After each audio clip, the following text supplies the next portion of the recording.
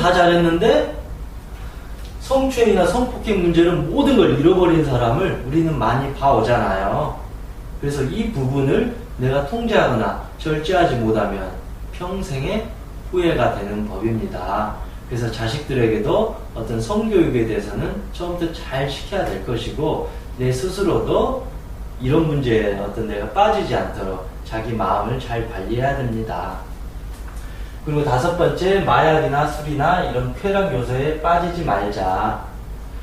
결국은 중독이라는 것이죠. 어떤 요즘 아이들 같은 게임 중독, 그리고 어떤 우리 요즘으로 보면 어떤 섹스 중독, 알코올 중독, 폭식증, 거식증, 강박증, 이런 모든 것들도 다 중독이라는 것이죠. 중독의 끝은 파괴와 자멸밖에 없어요. 중독이라는 것은 그 순간에 쾌락을 주게 되지만 남는 것은 자해와 자학과 심지어는 자살에 이르기까지 아주 위험하다라는 것입니다. 중독에 빠져버리면 현실적인 감각이 사라져버려요. 근데 이성이 통제를 하지 못하기 때문에 감정적으로 움직이게 되는 것이죠. 그런 사람들이 폭행을 하거나 살인을 하는 경우가 아주 많다라는 것입니다.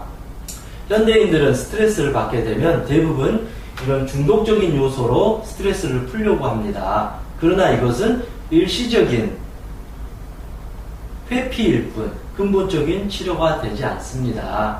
그래서 꾸준히 자기 자신을 기도하거나 절에서 108배 참회 기도를 하거나 명상 수행을 하거나 꾸준히 자기 체면과 같은 그런 마음 공부를 통해서 자기 마음을 편안하게 긍정적이게 넓게 만드는 것이 장기적으로 도움이 될 것 같습니다.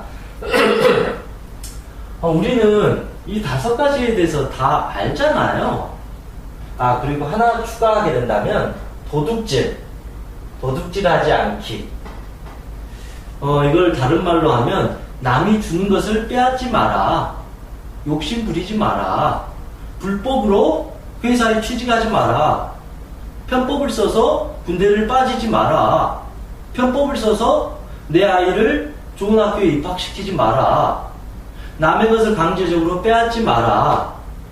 그러니까 내가 정정당당하게 해서 얻지 않는 이상 사기를 치지 말라라는 것입니다. 우리가 남에게 사기를 쳐서 그 순간에는 이득을 얻을지 몰라도 결국은 그만큼 이상의 대가를 지불하게 된다는 것입니다. 그래서 내가 정정당당하게 이렇게 살아가게 되면 어떤 문제들이 사라지게 되는데 자꾸 욕심을 부리잖아요. 욕심을 부리면 어떤 거냐면 편법적으로 이 사람을 괴롭히려고 하고 이 사람의 것을 빼앗으려고 하고 이 사람을 힘들게 하려고 하는 마음이 있어요. 내 이기적인 마음이라는 것이죠. 근데 세상은 이런 이기적인 사람이 일시적으로는 많은 것을 가진 것처럼 보이지만 장기적으로 보면 모든 것을 잃어가게 됩니다. 이거는 하늘에서 벌을 준 게 아니라 그것이 원리죠. 이기적인 마음으로 살아가는 사람, 남에게 피해를 주면서 살아가는 사람일 경우에는 주변 사람들 다 떠나가게 되죠. 그리고 이기적인 사람, 욕심이 많아요. 욕심이 많은 사람의 첫 번째, 눈에 뵈는 게 없어요.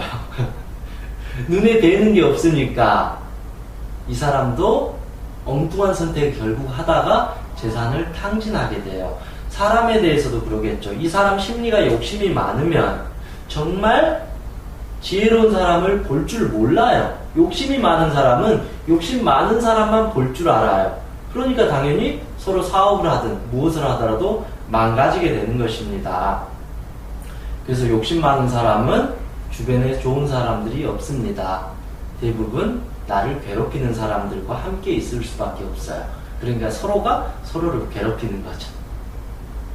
그래서 인간의 마음이라는 것도 그 욕심이 모든 것의 근원인 것 같아요. 욕심이 많으면 자꾸 과거에 집착해요. 이때 내가 왜 이걸 못했을까? 욕심이 많은 사람은 자꾸 미래를 불안하게 여겨요. 왜냐하면 현재 이 순간에 만족을 못해요. 만족할 줄 모르니까 정신이 없는 거예요. 여기저기. 그냥 집중력도 없어요. 내가 도대체 뭘 하고 있는지도 몰라요. 그냥 허덕이면서 살아가는 거예요. 그게 삶 자체가 행복하지가 않아요. 오늘이 평생을 이렇게 살아가는 거예요. 그래서 욕심 많은 사람들은 집착이 많아요. 집착이라는 건 어떤 거냐면 이거를 풀어주는 게 아니라 이걸 꽉 쥐고 있는 게 이게 집착이에요. 여러분, 제 모습이 어떠나요? 이렇게 이걸 놓지 않을 거야 이렇게 하는 제 모습 불쌍해 보이죠? 안쓰러워 보이죠? 곧 죽을 것 같잖아요. 그런데 이거를 자연스럽게 이렇게 풀어줄 수 있는 마음, 이렇게 흔들어 줄 수 있는 마음, 이게 어떤 집착하지 않는 여유로운 마음입니다. 그러면 제 두 손은 자유로워지잖아요. 이 두 손으로 무엇이든지 할 수 있어요.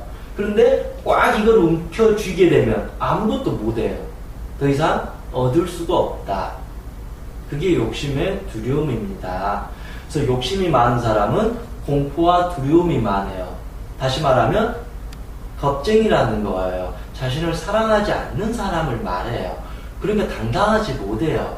그런 사람은 결국은 죄송하지만 대인기피증이나 대인공포증이나 여러가지 우울증과 같은 심리적인 문제가 점점 생겨요. 그럼 결과적으로 심리 문제가 생기면 몸이 병들어요. 저녁에 잠이 안 와요. 불면증이 시작돼요. 그래서 인간의 모든 문제의 근원은 욕심이라고 해요. 집착이라고 해요. 불만족이라고 그래요. 그러니까 현재 내가 행복하지 않는 겁니다. 이해가 되시죠? 그래서 이런 6가지만 우리가 잘 이해하게 되더라도, 이렇게만 안 살아도, 이 부분만 우리가 조심하게 돼도 우리는 문제가 없이 살아가게 됩니다.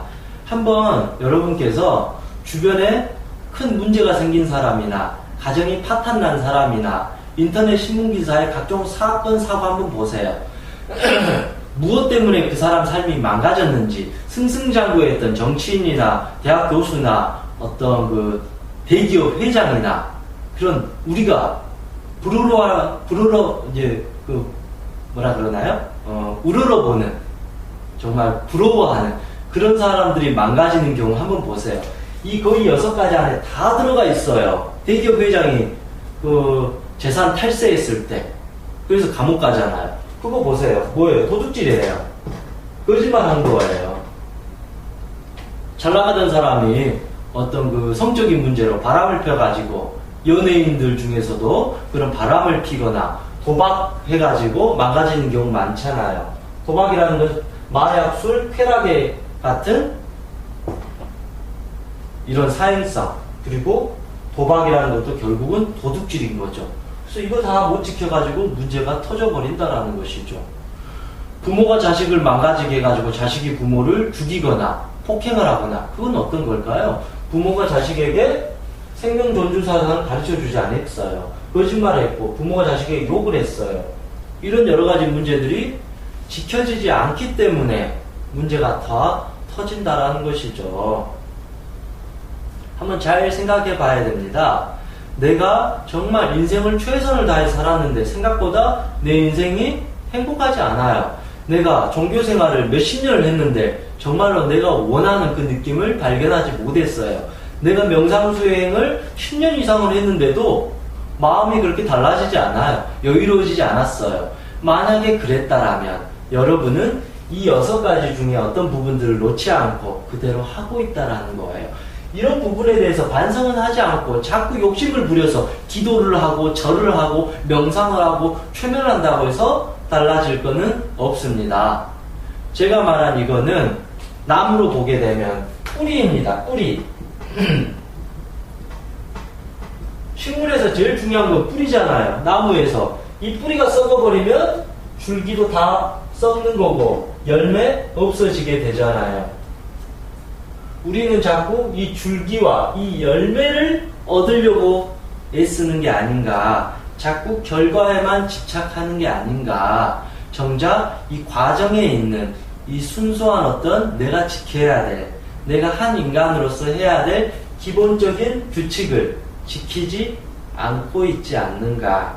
우리가 사회에서도 법에서 정해진 규칙을 지키지 않으면 벌을 받게 되잖아요. 이처럼 이 6가지에 해당하는 데는 내가 지켜야 될 규범을 지키지 않으면 우리는 벌을 받게 됩니다. 이것은 가장 기본이고 뿌리입니다. 내가 아무리 열심히 뭘 했다 하더라도 이거를 지키지 않으면 모래 위에서 성을 쌓는 것과 똑같은 것입니다. 그래서 이 부분은 단순한 것 같지만 가장 중요한 뿌리입니다. 그 뿌리에 대해서 우리는 깊이 잘 생각을 해봐야 됩니다. 나는 과연 오늘 이런 마음들을 갖고 살아가는 것인지, 어떤 마음으로 살아가는지 스스로가 한번 반성을 해봐야 됩니다. 제가 건방질지 몰라도 장담을 합니다. 이거는 제 자신에게 또 하는 말이기도 합니다. 저나 여러분께서 이 부분만 잘 지키게 된다면 우리의 삶은 정말 문제가 없을 겁니다. 누구보다도 마음이 더 넓고 행복할 겁니다.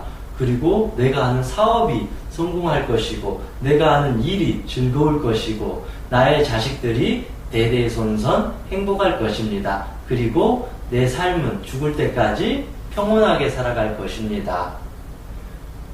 내가 저 하늘에게 저 운을 바랍니다, 저에게 복을 주세요 하지 않아도 이렇게 살아가면 복이 올까요, 안 올까요? 많은 사람들이 나를 좋아하겠죠. 그 자체가 복이 되는 것이죠. 왜냐하면 이렇게 지키면 내 자신이 당당하고 행복하니까 어떤 일을 하더라도 즐거워요. 재밌게 할 수 있어요. 그러니까 집중력이 생기니까 더 잘하겠죠. 그러니까 꿈을 더 키우겠죠. 불안한 게 아니라. 그러면 뭐든지 잘 될 수밖에 없는 것 같습니다. 그래서 우리 한번 이 6가지에 대해서 잘 지켜나가는 그런 삶이 되었으면 좋겠습니다.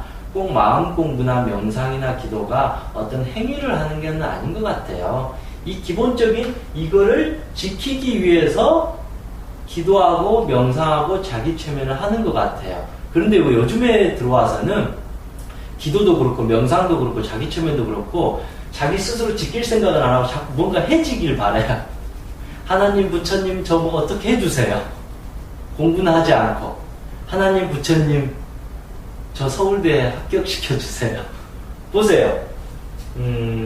도둑질하는 거잖아요. 공부는 하지 않고 서울대 가게 해달라는 거 도둑질하는 거잖아요. 내가 열심히 하지도 않으면서 사업 성공하게 해주세요. 이거 보세요. 도둑질하는 거잖아요. 거짓말하는 거잖아요. 나쁜 거잖아요. 그래서 우리 자신에게 먼저 정정당당하고 진실된다라면 우리는 능히 이 뿌리가 이렇게 튼튼해짐으로써 이 줄기라는 어떤 우리가 있어서 어떤 일을 함에 있어서 정말 긍정적이고 집중력인 에너지를 쏟아 부을 수가 있어요. 즐겁게. 그렇게 되면 이 열매라는 이 결실을 우리는 얻게 된다라는 것입니다. 설령 이 결실이 열리지 않더라도 우리는 든든한 뿌리가 있기 때문에 오늘 새롭게 시작할 수도 있고 내일 또 다시 시작할 수 있습니다. 그럼 우리는 항상 새로운 기회를 향해서 멋지게 달려갈 수 있는데 뿌리가 썩어버리면 아무것도 할 수가 없습니다. 그 뿌리를 가장 튼튼하게 하는 첫 번째는 내 자신을 있는 그대로 사랑해 주는 것입니다. 그렇잖아요. 만약에 제가 오늘 당장 이 손목이 잘렸어요. 물론 괴롭고 화나고 죽고 싶은 마음이 들겠죠? 당연하겠죠. 내 자신을 사랑한다는 것은 설령 이 손목이 잘렸다 하더라도 이 손목 하나가 없는 내 자신을 있는 그대로 존중해주고 그래 이제 이 오른손아 네가 왼손 역할까지 다 해주라 이런 마음으로 살아가는 거예요. 그런데 나는 왜 손목이 잘렸을까? 나는 재수없어. 난 죽어야 돼. 난 병신이야. 난 끝났어. 이래버리는 건 자기 사랑이 아니라 자기 학대라는 것이죠. 그래서 우리는 살다 보면 원치 않게 안 좋은 일들이 발생할 수 있어요. 그렇잖아요. 열심히 했는데 떨어질 수 있잖아요. 누군가를 진심으로 사랑했는데 그 사람한테 배신당할 수도 있고 뒤통수 맞을 수도 있잖아요. 그럼에도 불구하고 내 자신을 사랑하기 때문에 나를 지켜주는 거예요. 그때 나를 괴롭히는 게 아니에요. 그래서 나에 대한 사랑은 조건이 없이 내 얼굴이 못생겨도 내 키가 작아도 내가 지금 볼품없어도 있는 그대로 나를 사랑해 주는 거. 이건 어떤 의미냐면 그래 내 모든 과거나 잘못된 거 내가 다 용서해 주고 도와주겠다. 우리 새롭게 한번 달려가자. 이런 마음으로 살아가야만이 우리는 살아갈 수 있는 것이지 지금의 이 어떤 어려움이 있다고 해서 자기 자신을 깎아내려가 버리면 영원히 우리는 여기서 일어나지 못해요. 평생 숨죽여야 돼요. 저 좀 살려주세요. 저 좀 도와주세요. 외쳐야 돼요. 그런데 어느 누구도 내 손을 잡아주지 않습니다. 내가 먼저 내 자신에게 손을 잡아서 이렇게 데리고 와야 돼요. 그게 자기 자신에 대한 온전한 책임인 것 같습니다. 네, 오늘 하루도 자신을 많이 사랑해주고 행복한 하루 되셨으면 좋겠습니다. 네, 감사합니다.